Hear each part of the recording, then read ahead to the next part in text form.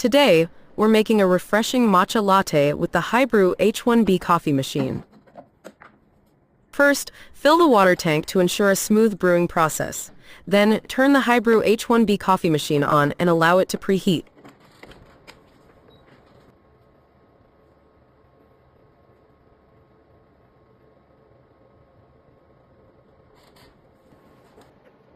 Next, adjust the water volume according to your cup size. For this recipe, we'll be using a Dolce Gusto brewing cup.